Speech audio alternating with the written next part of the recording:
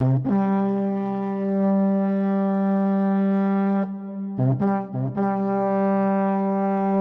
खुशआमदीद और अस्सलाम वालेकुम। मेरा नाम फारूक हुसैन शाह है और आप देख रहे हैं फ्रीलांस पाकिस्तान और ये है WordPress Spartans 300 mission 2019 series, absolutely free series for 3 months.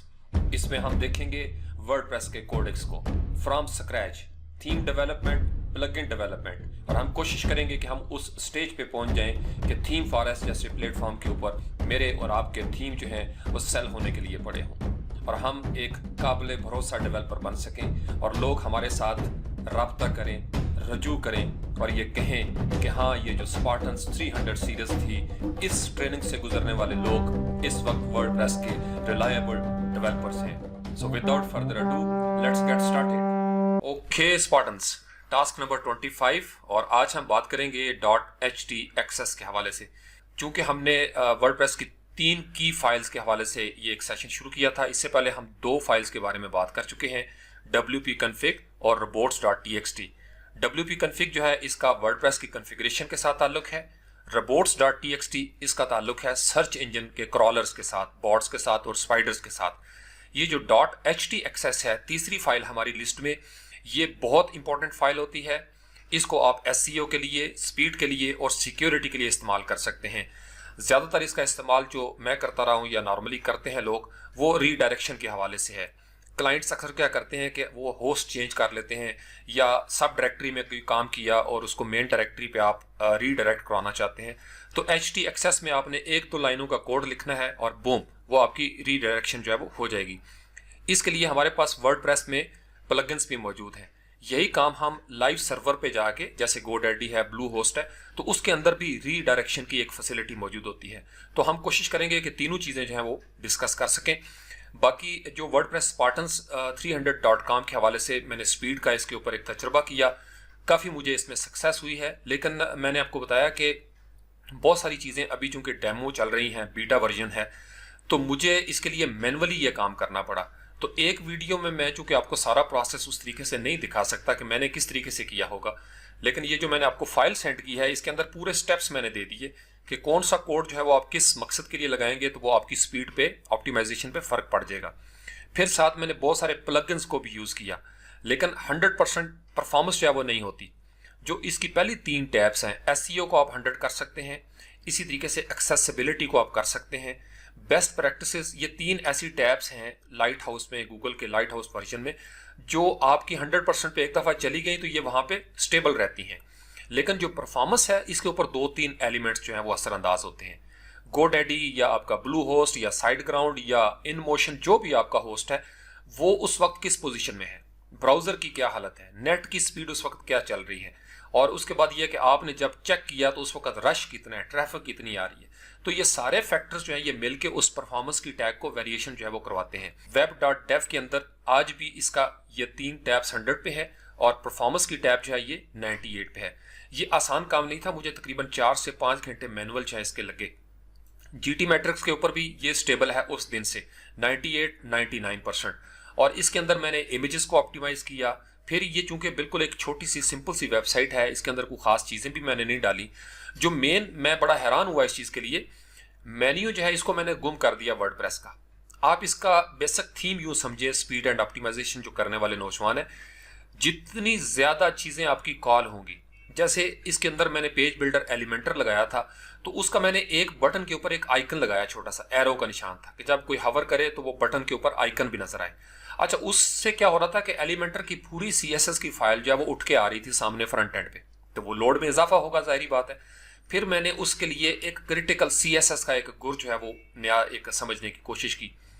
अब हमें ये करना पड़ेगा कि आप साइट को ओपन करें और होम पेज का जितना हिस्सा नजर आता है स्क्रीन के अंदर अबव द फोल्ड, उतने हिस्से को आप उसकी CSS जो है वो अलग से कॉपी कर लें, एक्सट्रैक्ट कर लें, राइट क्लिक करके इंस्पेक्ट एलिमेंट कर लें, या उसके CSS जनरेटर बने हुए हैं, आप वहां पे जाके अपना URL देंगे, वो जो क्रिटिकल CSS होता है उसको कॉपी कर लें और उसको आप अपनी वेबसाइट के हेड के अंदर जाके स्टाइल के 2 टैग देके स्टाइल, और फिर आप उसको क्लोज करेंगे, उसमें वो CSS दे दें जो अबव द फोल्ड होगी, ताकि जो ही साइट लोड हो तो वो हेड से वो उठा ले, हार्ड कोड हो जाए वो वाली चीज़ें।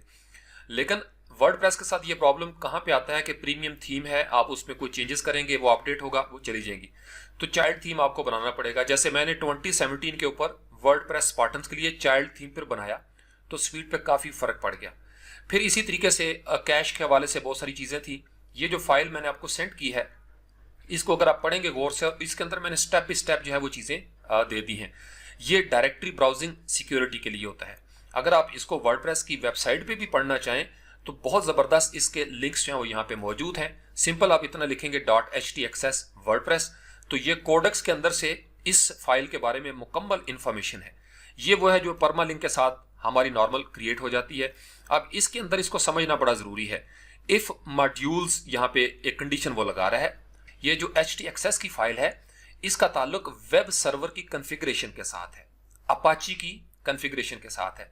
अब इसका मतलब ये हुआ कि यहाँ पे जो कुछ भी आप लिखेंगे htaccess के अंदर, ये अपाची को कहेगा कि भाई इस तरीके से आप चेंजेस कर दें। जैसे वर्डप्रेस वाले ये एक डिफ़ॉल्ट htaccess जो है वो क्रिएट करते हैं।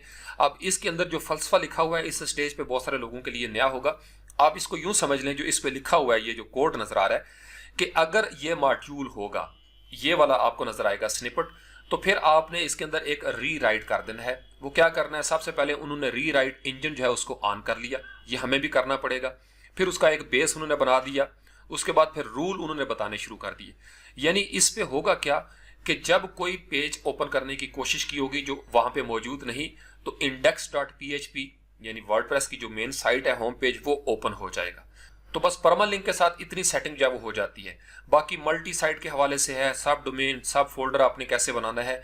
अब इसके लिए चूंकि अपाची का अपना भी, अगर आप चाहें ना, askapache.com, इसके अंदर लंबी चौड़ी एक लिस्ट है। अगर आप दिलचस्पी रखते हैं तो आप इसके बारे में मजीद चीज़ें पढ़ सकते हैं। इस स्टेज पे मैं आपको कंफ्यूज नहीं करना चाहता। जैसे अगर आपने अपनी किसी फाइल को महफूज करना है, आप इतने हिस्से को कॉपी करेंगे अपने पास और उस फाइल के उस नाम को जो आप सेव करना चाहते हैं आप यहाँ पे रख दें। जैसे इस फाइल के अंदर मैंने आपको बताया था कि अगर आप चाहते हैं कि ब्राउज ना कर सके कोई बंदा डायरेक्टरीज के अंदर, तो आप सिंपली ऑप्शंस ऑल इंडेक्सेस, ये आप इतनी लाइन दे देंगे तो आम बंदे जो हैं वो आपकी डायरेक्टरीज के अंदर नहीं जा सकेंगे। जाने वाले चले जाते हैं लेकिन कोशिश की जाती है। इसी तरीके से इसके अंदर होता है ऑर्डर, अलाउ और डिनाई, ये तीन लफ्ज आपको नजर आएंगे। अब इसके अंदर जब डिनाई फ्रॉम ऑल आ जाएगा, तो जैसे robots.txt में हमने कहा था अलाउ और डिसअलाउ, इसके अंदर होता है कि या आप उसको डिनाई करेंगे या आप उसको अलाउ करेंगे। जब आप डिनाई फ्रॉम ऑल हो जाएगा तो इस फाइल के ऊपर, ये जो फाइल install.php है, या आपने फर्ज करें यहाँ पे लिखा हुआ है bank.php, या आपने यहाँ पे लिखा हुआ है theme.php, कोई भी php की फाइल आप छुपाना चाहते हैं, तो उसको यहाँ पे उन्होंने ऑर्डर दिया और आपने कह दिया कि सब इस फाइल से डिनाई हो जाएं, कोई बंदा इस फाइल को मेरी डायरेक्टरी से ना उठा सके। इसके साथ एक बात याद रखें, htaccess की फाइलें आप काफ़ी सारी बना सकते हैं। आप इसको किसी फोल्डर में क्रिएट करके उसके अंदर कोई एक लाइन का कोड देंगे, वो उसी फोल्डर के ऊपर अप्लाई होना शुरू हो जाएगा। आप इसको रूट में डालेंगे तो रूट पे असरअंदाज होगा। अगर आप इसको WP कंटेंट के अपलोड के फोल्डर में डाल देंगे कि कोई बंदा यहाँ पे PHP की फाइल अपलोड ना कर सके, तो उसका वहाँ पे इफेक्ट जो है वो होना शुरू हो जाएगा। तो ये एक हमारी सिक्योरिटी के लिए ज़रूरी है। ये वाला जो टैग मैंने आपको सेंड किया है wp-config.php, ये अगर आप फाइल से लेके यहाँ तक फाइल पे डाल देंगे इसको, इतना हिस्सा, तो इससे क्या होगा कि आपकी जो कॉन्फ़िगरेशन की फाइल है वो कोई बंदा एडिट नहीं कर सकेगा, जो नॉर्मल बंदे होते हैं। लेकिन जो हैकर्स हैं वो कोशिश करेंगे, जाहिर बात है, इसके साथ टकराने के लिए, लेकिन वर्डप्रेस अपने आप को मजीद मजबूत कर रहा है। इसी तरीके से अगर आपने HTTPS देना चाहते हैं कि ये ज़बरदस्ती इस्तेमाल हो और आप SSL भी आपने यूज़ किया है, तो फिर आप ये कोड जो है इसको इस्तेमाल कर सकते हैं, फिर वो एरर नहीं आएगा। तो ये वो कोड थे जो हर तजर्बे के बाद मुझे फील हुआ कि अच्छा ये करना है। फिर मैंने सर्च की तो जो जो चीज़ें मुझे इन वेबसाइट्स पे इस तरीके से नज़र आई, मेरे तजर्बे में आई, वो मैंने कलेक्शन करके आपको दे दी हैं। मज़ीद इस पर बहुत सारी चीज़ें हो सकती हैं। जैसे फॉर एग्जांपल यहाँ पे एक नई मैंने फाइल बनाई है रीडायरेक्ट। अगर आपने ओल्ड पेज से नए पेज पे जाना है तो आप इन कोड्स को यूज़ कर सकते हैं। जैसे आज हम एक छोटा सा तजर्बा करते हैं। अगर आप आए GoDaddy के ऊपर, ये मेरा सर्वर है चूंकि GoDaddy, यहाँ पे आप सिंपल ये लफ्ज़ लिखें रीडायरेक्ट, तो रीडायरेक्ट के हवाले से एक मुकम्मल आपको लिंक यहाँ पे मिल जाता है। हम इसके ऊपर क्लिक करेंगे, ये तमाम अपाची सर्वर्स में मौजूद होता है जहाँ तक मेरा तजर्बा है। ब्लू होस्ट पे मैंने देखा है, इसी तरीके से होस्ट गेटर पे भी ये मौजूद है और GoDaddy पे भी मौजूद है। अब यहाँ पे है 301 होता है परमानेंट। आप ये चीज़ें htaccess में लिख देंगे कोड के साथ, जो अभी हम डिस्कस कर रहे थे ये वाली, कि इस तरीके से आप रीडायरेक्ट 301 कर दें। इसका तरीका मैंने आपको वहाँ पे फाइल में बताया था। सिंपल ये करना होता है कि आपने शुरू में एक यहाँ पे फाइल देनी है, उसके साथ URL नहीं देना, और उसके बाद आपने स्पेस दे के जहाँ पे आप इसको रीडायरेक्ट करना चाहते हैं। जैसे हम एक तजुर्बा करते हैं, अभी हमारे पास ये साइट ओपन हो रही है WordPress Spartans300.com, सर्वर एक ही है, लेकिन हम इसको चाहते हैं कि ये रीडायरेक्ट हो जाए। तो परमानेंट हम क्या करेंगे 301, और यहाँ पे है कि ऑल पब्लिक डोमेन्स, तो यहाँ से हम कोई डोमेन जो है वो सिलेक्ट करते हैं। लेट्स से कि मैं यहाँ पे एक डोमेन सिलेक्ट कर लेता हूँ WordPress Spartans। यहाँ से हमने WordPress Spartans 300 को सिलेक्ट कर लिया। अब यहाँ पे उसको मैंने बताना है, इसका अगर कोई पेज हो तो मैं इस स्लैश के बाद दे सकता हूँ, लेकिन मैं इसकी होम पेज को रीडायरेक्ट करना चाहता हूँ। मैं इसको कहता हूँ कि रीडायरेक्ट हो जाए कहाँ पे। अब यहाँ पे मैं उस साइट का नाम लिख देता हूँ https www.faroukisonline.com। मैं ये उसको कह रहा हूँ कि भाई जब WordPress Spartans को खोले तो वो बंदा चला जाए फारूक इस ऑनलाइन पे। नीचे है कि आप रीडायरेक्शन www के साथ करना चाहते हैं या विदाउट, तो विद या विदाउट इसको आप चेक करेंगे और हम इसको कर देंगे ऐड। ये जो वाइल्ड कार्ड रीडायरेक्ट होता है, इसका मतलब ये होता है कि आपकी डोमेन में नाम वही रहेगा, लेकिन ये उसको मैपिंग कर देगा URL के हवाले से। ये थोड़ी सी एडवांस है। अब ये हमने यहाँ पे ओपन कर ली ऑलरेडी, इसको हम यहाँ से Ctrl+C करते हैं और यहाँ पे अब हम इसको Ctrl+V करके एंटर करते हैं और आप देखते हैं कि इसके साथ क्या होता है। इसको हम रिफ्रेश करेंगे। अब थोड़ी देर तक वो चूंकि इसका एक्शन लेगा, अभी ये साइट आपने देखा थोड़ा खुल रहा है, और उसके बाद इसने बूम ये faroukisonline.com पे रीडायरेक्ट हो गई। तो अब अगर आप faroukisonline.com GoDaddy सर्वर पे मैं जाके देखता हूँ इसकी .htaccess के अंदर, और यहाँ पे मैं देखता हूँ कि कोई कोड का इजाफा उसने किया या नहीं किया, तो यहाँ पे मैंने इसको एडिट कर दिया। अब यहाँ पे हमें देखना पड़ेगा जो रीडायरेक्शन लगी है, तो इसको हम स्क्रॉल करके नीचे लेके आते हैं और ये वो सारे कोड थे जो मैंने वहाँ पे ऐड किए थे। आप ये देखें सबसे नीचे उन्होंने ये लाइनें जो हैं वो इजाफा कर दी। इसको हम यहाँ से Ctrl+X कर लेते हैं, इसको हम काट लेते हैं ताकि हमारी स्पार्टन्स की वेबसाइट जो है वो लाइव रहे। तो अब इसको हमने कॉपी कर लिया, इसको हम सेव चेंजेस करेंगे और इस फाइल को हम यहाँ से बंद कर देते हैं। अब यहाँ से हम वापस जाते हैं गो बैक, और अभी हमने कॉपी कर लिया हुआ है वो कोड। अब यहाँ पे जो आपने रीडायरेक्शन की थी वो आपने देखा यहाँ पे गायब हो गई है, क्योंकि आपने कोड जो है वो वहां से कट कर लिया था। हम इसको रीलोड करके देखते हैं कि हो सकता है इसके साथ हमें चीजें जो है वो नजर आना शुरू हो जाए। तो अभी हमें कोई चीज नजर नहीं आ रही, तो वो जो हमने कॉपी पेस्ट किया था उसको यहाँ पे हम एंटर करके एक ब्लैंक फाइल में देखते हैं Ctrl+V। GoDaddy ने क्या किया ये आप देखें, तो ये इसका एक होता है फ्लैग का कि इस तरीके से आप इसको यूज कर सकते हैं। रीराइट कंडीशन उसने लगाई कि ये यहाँ पे अगर फाइल खुलेगी तो फिर आपने क्या करना है, यानी या www के साथ या www के बगैर। और फिर उसने क्या कहा कि cPanel होगा, ये उनका कोई अपना ही कोड है, अल्लाह जाने क्या लिखा हुआ है। और नीचे वो दरअसल लिखना चाहते हैं, ऊपर उन्होंने कंडीशंस मीट कर दी और नीचे उन्होंने एक रूल बना दिया, एक ज़ाब्ता कि अच्छा अगर ये वाली कंडीशंस मीट करेंगी तो फिर आपने इस लाइन के ऊपर faroukisonline.com को खोल देना है।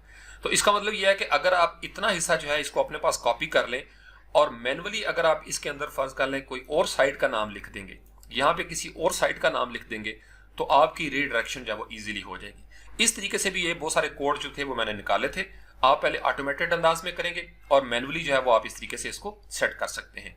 यहाँ पे अगर फर्ज कर लें आपने किसी एक पेज को करना है तो फिर उसका आप नाम देंगे शुरू में, और उसके बाद दूसरा जिस पे आप करना चाहते हैं यहाँ पे कर देंगे, और वो htaccess की फाइल जो है वो आप रूट में अपलोड कर देंगे। अगर फर्ज कर लें आपने सब डायरेक्टरी में कोई थीम बनाया था और उसको आप मेन डायरेक्टरी में क्लाइंट ने किया, आप ये चाहते हैं कि जो आपकी SEO की रैंकिंग है वो उसके ऊपर असरअंदाज ना हो, तो फिर आप उस सब डायरेक्टरी के अंदर एक छोटी सी htaccess खाली क्रिएट करेंगे और उसके अंदर सिर्फ एक लाइन का इस तरीके से कोड जो है वो दे देंगे। तो वो क्या होगा कि उससे रीडायरेक्शन हो जाएगी मेन डायरेक्टरी के अंदर। तो इसको अगर आप गौर से पढ़ेंगे, इसके अंदर मैंने वो सारी चीजें जो है वो शामिल कर दी हैं।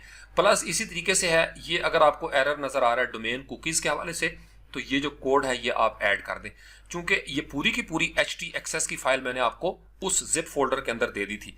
ये वो फाइल है जो WordPress Spartans में मैंने यूज की हुई है। इसके अंदर आप देख सकते हैं मुख्तलिफ चीजें। इस उर्दू वाले टैग को अगर आप मिटा भी देंगे तो ये फिर भी चलेगा, अगर ये रहेगा, क्योंकि मैंने इसके आगे पीछे जो है वो पाउंड साइन दे दिया, हैश दे दिया है। यहाँ पे अगर आप किसी खास IP को रोकना चाहते हैं कि वो login.php पे ना जाए, तो यहाँ पे आप उस आईपी का नाम दे देंगे। आईपी मालूम करने के लिए बहुत सिंपल सा तरीका होता है। सिंपल आप यहाँ पे लिखेंगे what is my IP Google के ऊपर, तो आपको गूगल जो है वो स्टार्ट में दे देगा 175। अगर जहां पे डायनेमिक आईपी होगा तो वो चेंज करना शुरू कर देगा। इसी तरीके से अब आईपी क्या है, इंटरनेट प्रोटोकॉल। तो आप इस तरीके से किसी का आईपी जो है, फर्ज कर लें आप बैकएंड पे हैं और आपको पता चला, जैसे परसों मैं देख रहा था किसी बंदे ने कोशिश की अमेरिका से वर्डप्रेस स्पार्टन्स को लॉग इन करने की, तो फिर मैंने उसका आईपी जो है उसको ब्लॉक कर दिया वहां पे। तो ये नॉर्मली बाज़ का बॉट्स भी होती हैं, वो कोशिश करते रहते हैं। ऐसे ही मैंने आपको बताया दिमाग में कीड़ा होता है, तो वो कोशिश करते हैं किसी ना किसी तरीके से किसी बंदे को, खाम खा बैठे हुए बंदे को भी जाके छेड़ने की। तो फिर मैंने इस तरह की आईपीस जो है उनको ब्लॉक कर देता हूं जहां पे मुझे सस्पिशियस एक्टिविटी नजर आती है। तो आप अपना भी कर सकते हैं, लेकिन फिर आपको याद रखना पड़ेगा कि जब तक आप अपनी आईपी को चेंज नहीं करेंगे आपको भी वो लॉगिन नहीं करना देगा। जैसे वर्डप्रेस की सिक्योरिटी के हवाले से जब कोई प्लगइन हम यूज करते हैं, यहाँ पे सिर्फ आप इतना लफ्ज लिखेंगे सिक्योरिटी, तो उन प्लगइन्स के अंदर भी बहुत सारी चीजें यही करती हैं कि वो आपकी आईपीस को ब्लॉक कर देते हैं। जैसे यहाँ पे all in one WordPress security बहुत जबरदस्त ये प्लगइन्स है। इसी तरीके से वर्ड फैंस के हवाले से है, अगर आपकी साइट हैक हो जाती है इसको जरूर यूज करें। Anti malware security and brute force firewall, मैं तकरीबन को 5-7 वेबसाइट पे इसको यूज कर चुका हूं। ये बहुत जबरदस्त प्लगइन है, ये पूरा सर्च करके आपको निकाल के बता देता है कि फलां फाइल के अंदर ये गड़बड़ है, इसको ये मैच करेगा उन फाइलों के साथ जो वर्डप्रेस की हैं। लेकिन ये 4 महीने पहले अपडेट हुआ है, अब वर्डप्रेस जो है वो अभी आया है नया, तो इसलिए ये पुराने उस वर्जन के लिहाज से चीजों को देखेगा, लेकिन अभी भी ये काम करता है। अब जारी बात है प्लगइन्स की अपडेट जो है वो भी आना शुरू हो जाएगी। तो एचटी एक्सेस जो है इसका नॉर्मल इतना ही काम है, आपने 1 बाय 1 इन चीजों को देखना है और इसको पढ़ते जाएं। सिक्योरिटी के लिए अक्सीर नुस्खा मैंने साथ लिख दिया, आप अगर इतना हिस्सा कर देंगे तो वो जो बॉट्स वगैरह यूज करती हैं इंजेक्ट करने के लिए एसक्यूएल के हवाले से, वो रुक जाएंगी। यानी आप कोशिश कर सकते हैं। इसी तरीके से ये जो आपका आरएसएस के हवाले से है, उस फीड के हवाले से कोई प्रॉब्लम ना आ जाए, तो उसके लिए आप एक्सएमएल और आरपीसी जो है इसको यूज कर सकते हैं। फिर जीजिप कंप्रेशन जो है ये भी इसमें मौजूद है। अगर आप हॉट लिंकिंग जो है इसको डिसेबल करना चाहते हैं तो आपने इतना हिस्सा जो है ये उठाना है और अपनी एचटी एक्सेस के अंदर आप इसको डाल सकते हैं। सिंपल आप इतने हिस्से को कॉपी करें, कंट्रोल सी करें, यहाँ पे नई फाइल बनाएं, पेस्ट कर दें, कंट्रोल एस करें और इसको हम यहाँ पे डेस्कटॉप पे कहीं सेव कर लेते हैं और इसका नाम रखते हैं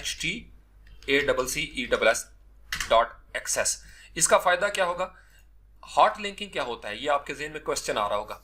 होता यह है कि इमेजेस आपने लगाए, बैंडविड्थ आपकी इस्तेमाल हो रही है, लेकिन कोई बंदा इस इमेज का लिंक जो है वो कहीं और दे देता है, तो वहां पे जितनी मरतबा भी वो इमेज क्लिक होगा या यूज होगा तो आपकी बैंडविड्थ जो है वो यूज हो रही होगी।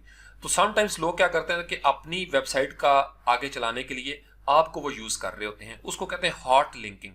और इसी तरीके से इसके अंदर मुख्तलिफ और चीजें थी। आप फर्ज कर लें हेडर्स को रीसेट करना चाहते हैं या कुकीज का कोई प्रॉब्लम आता है, गूगल के लाइट हाउस में ये प्रॉब्लम है, तो फिर आप इनको यूज कर सकते हैं। इसी तरीके से रीडायरेक्ट करना है 301 कैनोनिकल यूआरएल्स, तो ये स्निपेट है, इसको आप यूज कर सकते हैं। उर्दू में अगर आप पढ़ेंगे यहाँ पे ये डिटेल मैंने दी है, इसके अंदर थोड़ा सा कॉम्प्रिहेंसिव अंदाज में है, कुछ नई चीजें थी। ये वो है जो वर्डप्रेस खुद क्रिएट करता है, तो इसको आप आहिस्ता आहिस्ता जब पढ़ेंगे बहुत सारी चीजें जो है आपकी समझ आ जाएंगी।